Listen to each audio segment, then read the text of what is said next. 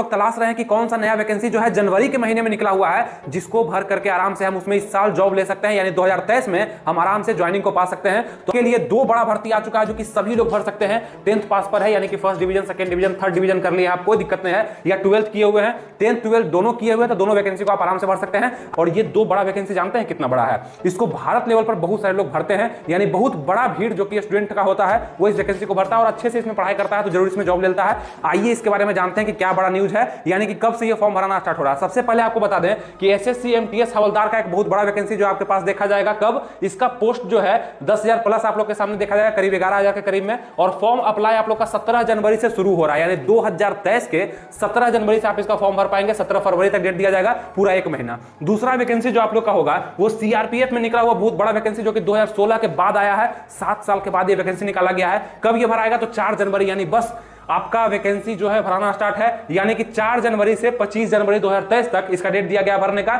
और ये दो बड़ा वैकेंसी जानते हैं कितना बड़ा है? इसको भारत लेवल पर बहुत सारे लोग भरते हैं, यानी बहुत बड़ा भीड़ जो कि स्टूडेंट का होता है वो इस वैकेंसी को भरता है और अच्छे से इसमें पढ़ाई करता है तो जरूर इसमें जॉब लेता है। इसमें दो पोस्ट निकाला गया, एक है हेड कांस्टेबल मिनिस्ट्रियल और एक है एएसआई का। तो हेड कांस्टेबल मिनिस्ट्रियल में ज्यादा पोस्ट है, 1315 पोस्ट है। वैकेंसी एक ही है लेकिन पोस्ट दो है, दोनों को आप भर सकते हैं अगर दोनों जानते हैं। टाइपिंग भी आप सीख लिया, स्टेनो भी सीख लिया तो आप भर सकते हैं। इसमें कुछ नहीं मांगा जा रहा है, लेकिन यहाँ पे टाइपिंग, अब ऐसा भी नहीं है कि आप टाइपिंग नहीं किए तो इसको नहीं भर सकते हैं, अभी से भी आप सीख सकते हैं। टाइपिंग बहुत हार्ड नहीं है, थोड़ा सा हार्ड अगर देखेंगे तो स्टेनो होता है, लेकिन टाइपिंग उतना हार्ड नहीं होता है, जो कि स्किल के रूप में आपसे मांगा जाएगा। टाइपिंग और स्टेनो, टाइपिंग वो जिसके लिए एससीएम आप भरेंगे, तो टाइपिंग मतलब हेड कांस्टेबल मिनिस्ट्रियल कलर का पोस्ट है, जिसके लिए आपको टाइपिंग चाहिए। और स्टेनो एएसआई अगर भरते हैं तो स्टेनो, इसमें कम पोस्ट निकला दिखेगा। 143 पोस्ट जो है एएसआई के लिए और 1315 पोस्ट जो है आपका एचसीएम के लिए। किसमें? तो 1458 पोस्ट टोटल इतना पोस्ट है जो कि इंडिया लेवल पर निकाला गया है। कहीं से भी लोग इसको भर सकते हैं, लड़की हो चाहे लड़का हो। क्लियर हो गया? दोनों को, लड़की लड़का कोई भी भर सकता है, कहीं भी कोई दिक्कत आप लोग को नहीं हो रहा होगा। उसके बाद देखते हैं कि फॉर्म अप्लाई कब से होगा ये बताइए। तो फॉर्म आप लोग का अप्लाई हो रहा है 4 जनवरी से अप्लाई है और 25 जनवरी तक ही डेट दिया गया है। ये दो को क्या करना है, याद करना है या नोट कर लेना है कहीं पे, ठीक है? 2023 का एक बड़ा बहाली। फॉर्म फीस में देखेंगे कितना लिया जा रहा है, जितना उसमें था 100 रुपया इसमें भी लिया जाएगा आपसे। अब साइबर कैफे में आप डलवाएंगे तो 50-60 रुपया एक्स्ट्रा लेता है, अपने से डालिएगा तो इतना में हो जाएगा आपका काम, ठीक है? जनरल ईडब्ल्यूएस ओबीसी के लिए 100 रुपया और यहाँ पे एससी एसटी फीमेल के लिए 0 रुपया आप लोग को लगने वाला है। फ्री में फॉर्म भराएगा, जरूर भर देना है। 100 रुपया लग रहा है, फिर भी कोई बड़ा बात नहीं है। और टाइपिंग अगर है तो कोई बड़ा बात ही नहीं था, तो आप डालेंगे, हम जानते हैं। जिसके पास नहीं है टाइपिंग वो भी अगर सीखने का प्रयास करते हैं तो टाइपिंग अभी से आपका जानते हैं कब मांगा जाएगा?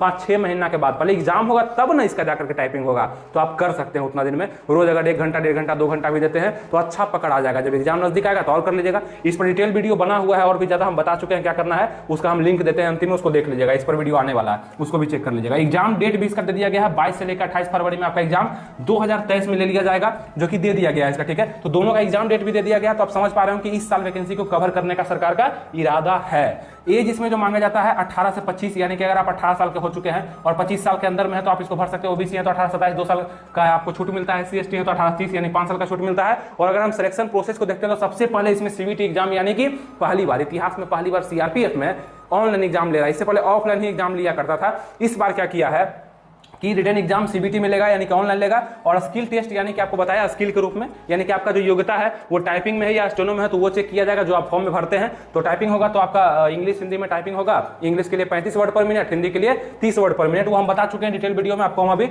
लिंक देने का प्रयास करेंगे, ठीक है? आप उसको देखिएगा। स्किल टेस्ट पूरा होने के बाद अगर ये दोनों में आप क्वालिफाई कर जाते हैं, अच्छा एक बात और है कि इसमें मेरिट भी बनेगा जो रिटन पे ही बनेगा। तीसरा में आपका पीएसटी या पीईटी होता है, फिजिकल स्टैंडर्ड टेस्ट, जिसमें दौड़ वगैरह नहीं लिया जाता है, हाइट वेट टेस्ट में ही काम चला लिया जाता है, कोई दिक्कत नहीं है। और उसके बाद आप देखेंगे ये डॉक्यूमेंट वेरिफिकेशन आपका किया जाएगा।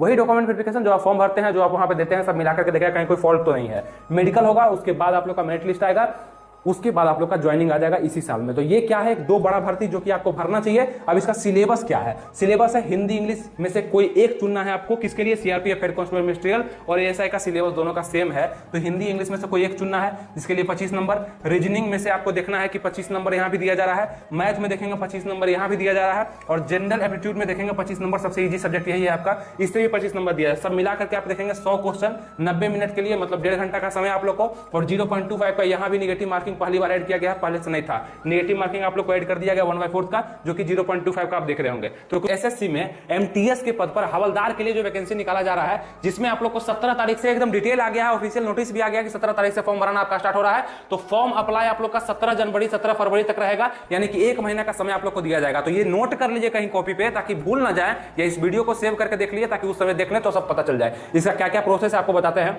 इसमें फॉर्म फी जो आपको लगने वाला है मात्र 100 रुपया लगेगा भरने का। किसको? जनरल, ईडब्ल्यूएस, ओबीसी, मात्र 100 रुपया में आप इस फॉर्म को डाल पाएंगे, कोई दिक्कत नहीं है। और 0 रुपया यानी कि फ्री में एससी एसटी और फीमेल लोग जो है इसको फ्री में भर सकते हैं, कहीं भी कोई दिक्कत उनको नहीं आएगा। एमटीएस के हवलदार पोस्ट के लिए, जो कि एसएससी के थ्रू निकलता है, आप समझ रहे होंगे। इस पर एक डिटेल वीडियो भी हम लाएंगे जो कि आपके लिए स्पेशल होगा, और भी डिटेल इसके बारे में बताएंगे। उसके लिए आपको क्या करना पड़ेगा, बस सब्सक्राइब करके रखिए, हमसे जुड़े रहिए, हम देंगे जो भी चीज आपके पास सबसे पहले पहुंच जाएगा। ठीक है, आइए देखते हैं कि एग्जाम डेट इसका कब दिया जाएगा। तो एग्जाम डेट भी इसका दे दिया गया है, और दोनों का एग्जाम डेट आपको संभावित दे दिया गया है। समझिए कि उस समय में आपका एग्जाम ले ही लिया जाएगा, 10 दिन आगे पीछे हो सकता है, बहुत ज्यादा परिवर्तन नहीं होगा। इसको भी फोकस करके चलना है, यानी कि इस साल आपका पूरा प्रक्रिया डन करके आपको ज्वाइनिंग भी दे दिया जाएगा, क्योंकि आपको यह पता नहीं है कि 2024 में बहुत बड़ा चुनाव होने वाला है पूरे भारत स्तर पे। उससे पहले आपको सरकार ज्वाइनिंग देकर के ये तो कहेगा ना कि ज्वाइनिंग आपको हम दे दिए, अब मेरे को वोट दो। ठीक है, ये चीज समझ रहे हैं। तो ये फंडा का फायदा आपको उठाना है, ना कि इसमें उलझ करके सोचना है कि कब नहीं, पता नहीं ज्वाइनिंग होगा नहीं होगा। बस इसी साल सब कुछ हो जाएगा, तो तैयारी में लग जाना है। और भी हम बताते रहते हैं, तो आप लोग हमसे जुड़े रहिएगा तो जानते रहिएगा।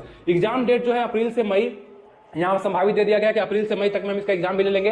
एज जो इसमें मांगा जाता है वो 18 से 25 तक का मांगा जाता है। जो 18 वर्ष के हो चुके हैं या जो 25 वर्ष से कम के हैं वो आराम से इसको भर पाएंगे। अगर ओबीसी है, मतलब जनरल ईडब्ल्यूएस का बात कर रहे हैं, अगर ओबीसी है तो 18-27 यानी 2 वर्ष का छूट इसमें मिलेगा आपको हवलदार वाले में। और एससी एसटी में 18-30 यानी कि 5 वर्ष का पूरा छूट मिलता है केंद्र सरकार की तरफ से। ये हो गया। सिलेक्शन प्रोसेस क्या है, मतलब कैसे आप इस जॉब को पा सकते हैं, स्टेप बाय स्टेप क्या फॉर्मूला है इसका, उसको देखिएगा। यहाँ पे सबसे पहले आपसे रिटर्न मांगा जाएगा, यानी लिखित परीक्षा आपसे लिया जाता है। ऑब्जेक्टिव टाइप का पेपर होता है यहाँ पे इसका पहला, जो कि रिटन एग्जाम टेस्ट होता है, जो कि कंप्यूटर बेस्ड होता है, यानी कंप्यूटर पे आपका लिया जाएगा। सीबीटी एग्जाम होता है, कंप्यूटर बेस्ड टेस्ट। ठीक है, उसके बाद डिस्क्रिप्टिव पेपर होता है, बहुत ही इजी होता है, बहुत हार्ड नहीं होता है। इसके बारे में डिटेल से हम बताएंगे। अभी फिलहाल इसका स्टेप बाय स्टेप समझ लीजिए। दूसरा पेपर आपका डिस्क्रिप्टिव होता है, पहला ऑब्जेक्टिव होता है। उसके बाद तीसरे स्टेप में आप जब ये दोनों स्टेप को आप फुलफिल कर लेते हैं, आप खुद भी सोचिए ना कि एमटीएस का पोस्ट है तो कितना हार्ड वो पूछेगा। जब लेवल ही इसका 10th है तो 10th लेवल से ऊपर का क्वेश्चन ही नहीं पूछा जाएगा आपसे। ठीक है, बस 2 एग्जाम इसमें है, पीईटी और पीएसटी, यानी कि फिजिकल स्टैंडर्ड टेस्ट आपसे लिया जाएगा। वहां पे बहुत ज्यादा कुछ करवाया नहीं जाता है आपसे, हवलदार के लिए लिया जाएगा खास करके।